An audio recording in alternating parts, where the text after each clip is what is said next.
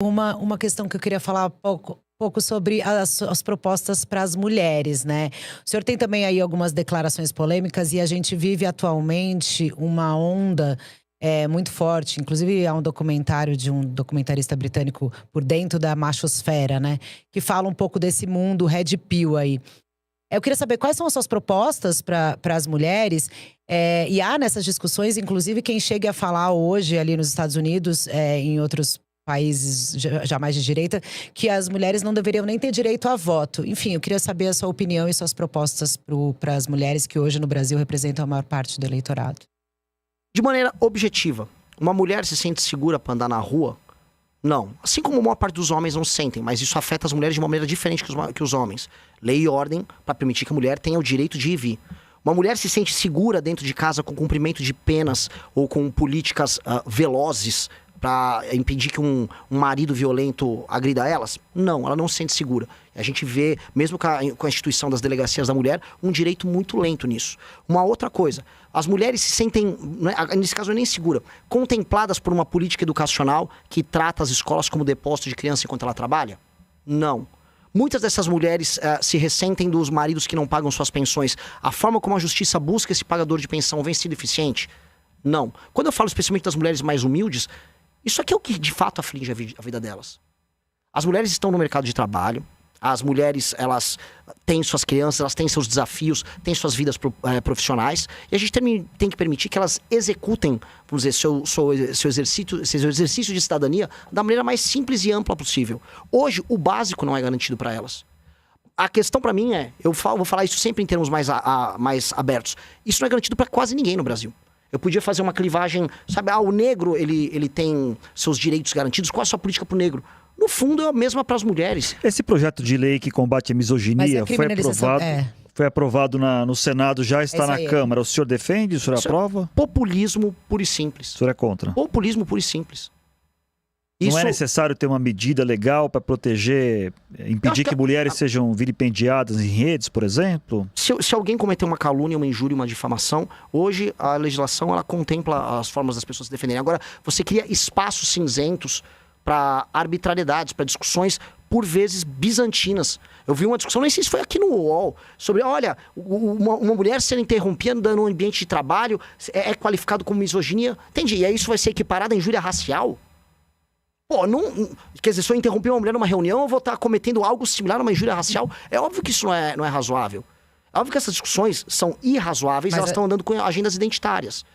E nesse sentido, eu acho que isso não é bom para as mulheres, para os homens, para a gente que quer constituir família, não é bom para ninguém. Os critérios têm que ser objetivos nesse sentido. E quando a gente vai abrindo o escopo, isso aqui é uma misoginia. Eu tenho que descobrir, isso aqui agora é misoginia? Se eu interromper uma mulher na discussão, é misoginia ou não? Se eu interromper a Carla numa fala, eu vou ser preso ou não? Que isso? Então, assim, a diferença do remédio pro veneno é a dose. E a dose, em certas políticas identitárias, está passando muito do aceitável. E me assusta a direita bolsonarista que acha que tudo é uma armadilha eleitoral e quer, não, vou votar a favor. Não quer nem trazer discussão. E isso, desculpa pessoal, isso aqui não tem nada a ver com... Eu acho o movimento Red Pill tosco, ridículo, eu não tenho nada a ver com isso aí. Agora, eu tenho familiares, eu tenho irmãs, e assim, não é uma discussão com interrupções ou uma pretensa misoginia que traz medo para essas pessoas. É andar na rua e ser assaltada. Essa é a grande preocupação da maior parte das mulheres. Carla? Não, claro. E as mulheres também são mortas pelos seus companheiros. Há um feminicídio e nessa onda Red Pill há aí um crescimento de diminuir o papel da mulher, né? Então, por exemplo, eu queria saber a opinião do senhor em relação ao caso do influencer, que é o policial rodoviário federal, que chama Café com Meu Pai. Acho que o senhor deve conhecer a história. Ele foi indiciado agora por falas misóginas. Então, eu queria saber se o senhor acha que é certo o indiciamento. E aí, só para concluir a minha pergunta, a pergunta do Zanini em relação ao PL da misoginia, o senhor não acha que se colocasse nesse PL justamente esses critérios do que é o que não é, não poderia ser uma solução? Veja, eu não vou ficar na posição de advogado do influencer Café com Meu Pai. Até fui ver o caso dele ali, ele é um bolsonarista, eu acho, ele nem gosta da gente. Então, eu nem sei, eu sei que o conteúdo dele é voltado pra mulher e o público dele é público feminino. E aí é uma questão dele com o público dele. Eu acho que nenhuma mulher foi obrigada a ver o conteúdo dele. E não acho que, a não ser que ele tenha realmente cometido um grande crime, eu não acho que ele deva ser alvo de perseguição. Eu realmente não sei. Existe algum conteúdo absolutamente misógino ali?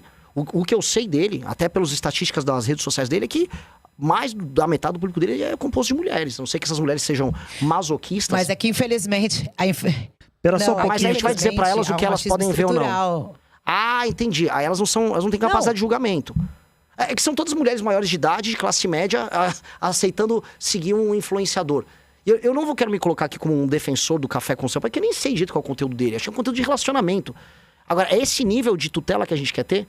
Essas moças, todas maiores de idade, responsáveis, elas podem votar. Só que elas não podem ver um conteúdo sobre relacionamento.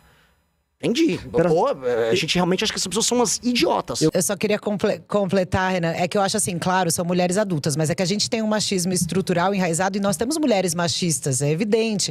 É uma questão cultural mesmo. O senhor acha que isso também não tem que ser atacado? Então vamos criar filhos machistas que vão continuar agredindo mulheres e mulheres que vão continuar agredindo a ser subservientes aos maridos? O senhor acha que a gente não tem que eu não entendi tentar o ponto, evoluir como sociedade? Eu não entendi o ponto, assim… Então, que as moças que seguem esse cara, eu não sei o conteúdo dele. É um conteúdo sobre relacionamento. É um básico que eu sei. Não vou ficar assumindo o papel de advogado e influenciador. Agora, me parece que um cara que tem centenas de milhares de seguidores, ou, né, o que você está me escrevendo é um monte de mulher masoquista, ou nós estamos adotando um critério muito subjetivo do tipo, há um machismo estrutural, e aí essas mulheres não podem acompanhar o conteúdo dele. É um conteúdo que a elas, veja só, é proibido, porque senão elas podem reproduzir um machismo. Eu acho isso profundamente autoritário, acho isso profundamente vago e profundamente perigoso. Agora, deixa eu fazer uma pergunta mais sobre a relação da sua campanha e da sua candidatura com esse público feminino. Claramente, o seu público prioritário nesse momento, o senhor já falou isso em algumas entrevistas, são jovens, ali, né, de 20 a 30, até 30 anos talvez, e majoritariamente homens. Essa certa dificuldade com o público feminino que o MBL tradicionalmente teve, que talvez o senhor tenha também na sua pré-candidatura, o senhor acha que tem alguma relação com alguns episódios aí pelos quais o senhor foi acusado no passado?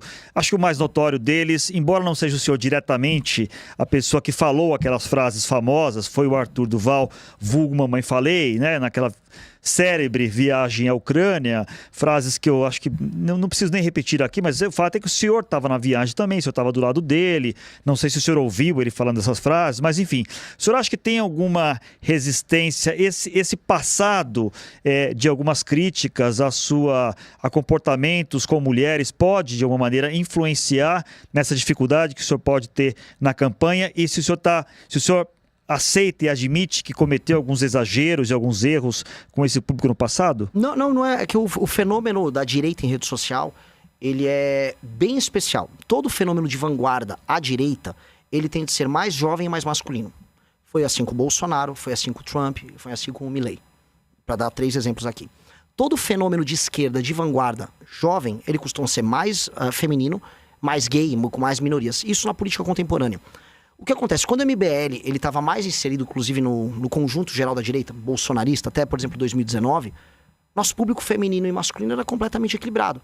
Nós tínhamos uma participação de mulheres mais velhas bem maior. Mulheres mais novas nem tanto, porque elas estavam mais à esquerda. Isso no mundo todo, tem inúmeros estudos sobre isso. Quando nós rompemos com o universo do bolsonarismo, ali em 2019, aí nós ficamos apenas com o público mais jovem, que é um público de vanguarda, que vai ser mais masculino. Só rapidinho, nós voltamos com a televisão já, tá? A gente tava, o pré-candidato está falando sobre eventuais dificuldades que a candidatura dele tem com o público feminino. Desculpa, interrompi o senhor. Pode concluir, por favor. E isso é uma condição de um processo de crescimento.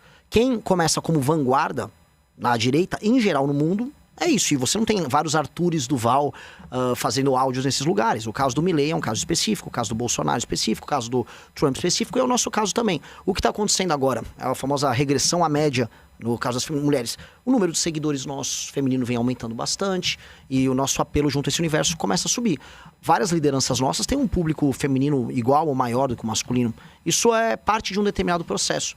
Mesma coisa eu posso falar, por exemplo, o processo que o Mandami passou em Nova York. Ele quase não tinha um eleitor masculino. Ele passou por um processo também de conquista ao longo do tempo. Isso é parte do jogo, isso é parte de um processo de novidade política. Eu volto a colocar, a gente vai pegar um público intelectualmente muito curioso, a gente vai pegar um público muito aberto a novas tendências, novas linguagens na internet. Mas só para fechar esse tema feminino, digamos assim, o fato do Arthur Duval continuar no MBL, no Missão, ser uma pessoa importante, da sua confiança, participar da sua campanha, pode, de alguma maneira, prejudicar o senhor junto ao eleitorado feminino, o senhor acha? Não sei, mas eu não vou abandonar um amigo se isso me prejudicar eleitoralmente, porque eu acho que ele é uma pessoa muito valorosa, ele errou, ele já se desculpou pelo erro dele, e ele foi cassado não por conta disso. Ele teria cargo no seu governo, por exemplo? Não sei se ele teria saco para ser o ministro, não acho que não é muita pegada dele não. O Arthur ele tá agora num processo de construção de lideranças, ele tá rodando o Brasil, ajudando a formar novos líderes. Não é uma discussão que a gente teve. Aliás, ampliando essa pergunta, com quem que o senhor governaria assim? O seu ministério seria o quê? Seria um ministério formado por quem? Por pessoas do Missão/MBL? Ou pessoas de outros partidos? Ou eventualmente técnicos? Como é que o senhor montaria a sua equipe? Essa é uma pergunta sensacional. Eu gosto muito disso, porque tem uma coisa legal nesse fenômeno que eu estou descrevendo, que assim, as melhores cabeças das novas gerações estão vindo pra gente.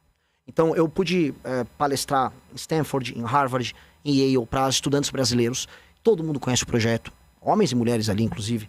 A galera nas melhores faculdades no Brasil, mesmo numa cidade humilde, pobre, quando tem um jovem interessado em política, esse jovem gosta da gente. Então, há muito material humano interessante nas melhores empresas, nas melhores faculdades, gente com startups, gente que trabalha com tecnologia, disposto a participar conosco, que enxerga a gente como um governo de disrupção e que vai participar, não só participando da parte de propostas do Livro Amarelo, mas participaria do governo. O que eu não vou fazer, assim, de iniciar, eu não vou querer chamar um medalhão para falar que eu sou validado por um medalhão. Até porque o medalhão hoje está desatualizado do que a gente precisa fazer. Se eu chamar um medalhão para falar de SUS, eventualmente ele não vai entender o impacto que machine learning, inteligência artificial vai ter no SUS. A gente vai fazer uma revolução no SUS. E a gente tem que trazer pessoas jovens para participar disso. E quando jovens, não só jovens de idade, jovens de cabeça. A gente vai entender assim, se você tiver prontuário único no SUS, se você tiver uma centralidade para você obter os dados sobre as pessoas, sobre as enfermidades, você vai poder gerir estoque, você vai poder ter uma capacidade preditiva sobre o avanço de determinadas doenças, que é sensacional. Eu não sei se um medalhão na área da saúde está pronto para essa discussão, porque isso é uma discussão de vanguarda na China, discussão de vanguarda na Inglaterra. Salvador, falam muito do Bukele sobre a parte de segurança. Salvador está fazendo uma revolução nessa área. Eu vou querer saber quem são as pessoas para trabalhar comigo nisso. E essas pessoas já existem. Então, seria um governo que eu vou procurar talentos novos. E essas pessoas já existem, para ser bem claro, para participar de soluções novas para o Brasil.